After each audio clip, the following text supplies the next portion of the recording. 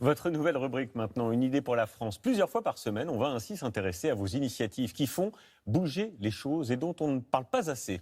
Eh bien, c'est ce qu'on va faire avec vous, Valérie Hurtel. Bonjour. Bonjour Julien. Merci de nous avoir rejoints. Belle année à vous d'abord.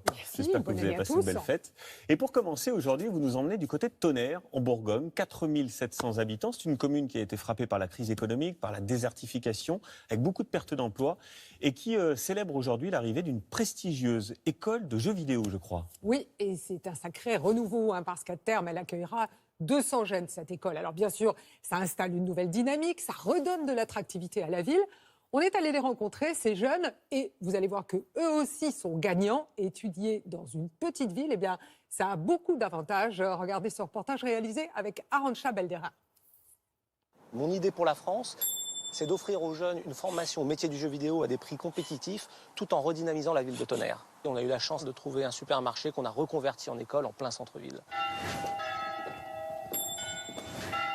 Au cœur de la Bourgogne, Tonnerre, 4700 habitants, connu pour son lavoir aux eaux turquoises, la Fosse Dionne.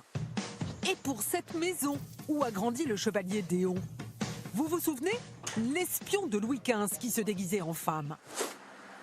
En 30 ans, Tonnerre, frappé par la crise économique, a perdu la moitié de ses habitants. Des commerces ont mis la clé sous la porte. Yann Tambellini fait le pari de la faire renaître. Et voilà son école, tout juste sortie de terre. Bonjour. Elle est toute neuve, cette école.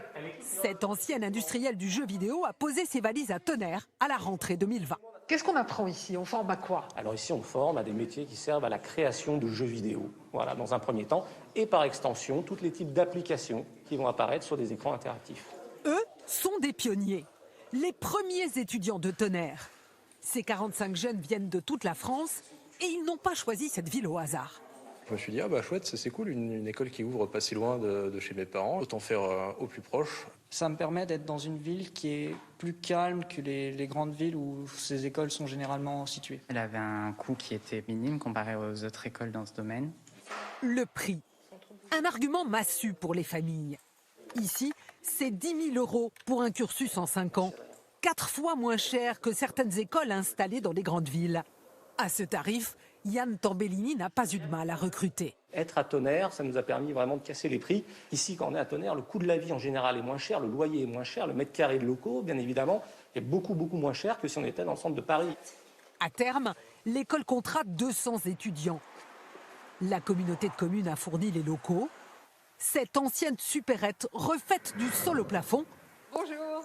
Anne Jérusalem est une des élues qui a soutenu le projet. Revoir arriver ici des étudiants, c'est une bénédiction pour la ville. C'est de la consommation, ce sont des jeunes qui vont habiter sur place, qui vont peut-être demain créer eux-mêmes une entreprise ici, pourquoi pas? Tonnerre en a besoin. Ici, beaucoup de familles ont quitté la ville. Après la fermeture de plusieurs usines, des rues entières sont à l'abandon. Vous voyez, c'est à vendre, là, c'est complètement désaffecté et abandonné par les propriétaires qui n'ont pas eu les moyens d'entretenir ces bâtiments. Alors on espère inciter les propriétaires soit à vendre, soit à rénover pour créer des appartements pour loger nos étudiants. Cet investisseur a flairé le filon. Pour 400 000 €, il a transformé cet ancien hôtel en une dizaine de logements étudiants et fait des gros travaux. À peu près tout l'immeuble était dans cet état-là, quoi. Mais quand on voit le rapport de rentabilité, c'est pas si salé que ça. 3 étages plus haut. Bonjour. Voilà ce que ça donne. Pour 400 € par mois, cette étudiante loue un studio refait à neuf. Un endroit où on peut se loger à moins cher, ça a compté. Oui, aussi, c'est sûr. Par exemple, à Paris, le prix du logement est tellement élevé que c'est même pas sûr que j'aurais pu y aller, quoi. L'arrivée de ces jeunes à Tonnerre, c'est un espoir aussi pour les commerçants. Alors 1,15 € s'il vous plaît. On a un petit peu de passage supplémentaire, des jeunes qui viennent chercher des sandwichs. Et qu'ils arrivent à être 200 dans quelques années, c'est pas mal. Ah, ce serait super, ouais. Ah ouais, ça nous ferait encore plus travailler le midi, ouais. Un pari sur l'avenir. L'école démarre à peine, elle doit encore faire ses preuves. Mais ici déjà, tout le monde veut croire à un avenir meilleur. Et voilà, c'est formidable Valérie ce qu'on vient de voir, parce que c'est vrai que jusqu'à présent, les écoles prestigieuses, c'était plutôt dans les grandes villes. Maintenant, ça change et ça profite à tout le monde. Et ouais, vous imaginez, Julien, hein, une école qui s'installe comme ça profite bien sûr à la ville. Il faut aménager des logements, on l'a vu, ça fait tourner les commerces, les bars, les restaurants. Alors bien sûr, en ce moment, avec le Covid, c'est un petit peu compliqué, mais on y croit, ça va repartir. Hein. Et puis des étudiants, ça permet de dynamiser une ville, c'est ce qui amène de la vie. On le voit bien, par exemple, à La Roche-sur-Yon. Et c'est pas pour rien, d'ailleurs, que Niort espère multiplier par 2 dans 10 ans sa population étudiante. Et comment elles s'y prennent, ces petites villes, pour attirer les écoles supérieures, Valérie? Et vous avez vu, hein, on vient de le voir à Tonnerre, elles leur proposent des locaux à des prix défiant toute concurrence. Elles mettent en avant aussi leurs atouts. Alors ça peut être un tissu d'entreprise qui va permettre d'accueillir des apprentis. Et ça marche. À Saint-Nazaire, des écoles travaillent avec des chantiers navals. À Cognac, une école de commerce vient d'ouvrir. Elle travaille avec les fabricants de spiritueux. Ces entreprises, plus tard, elles recrutent. Et l'espoir, c'est qu'à terme, eh bien, ces jeunes qu'ils ne repartent pas, qu'ils restent sur place, bien sûr. Bien sûr. Et les jeunes, ils sont partants?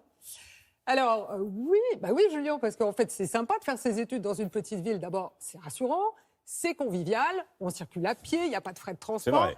Et oui, les frais de scolarité, les logements sont aussi moins chers, on l'a dit. Regardez, 300 € en moyenne pour un studio à Saint-Lô. À Bordeaux, c'est 570 €. À Paris, 880. Alors, c'est vrai, dans une petite ville, il y a moins de jobs étudiants, il y a moins d'occasions aussi de sortir, mais on ne peut pas tout avoir. Et puis, au fond, ça permet de se concentrer sur les études. Oui, c'est bien ça. Merci Valérie. Et vous reviendrez régulièrement pour nous présenter ces idées pour la France. D'ailleurs, j'en profite, on salue nos amis de Lyon Républicain qui en parlent aussi dans leur édition du jour. Regardez, Créasup, c'est le nom de l'école, écrit une page futuriste à Tonnerre. On leur souhaite évidemment longue vie et n'hésitez pas, vous qui nous regardez, à nous faire partager vos bonnes idées sur notre page France Info. On viendra à votre rencontre.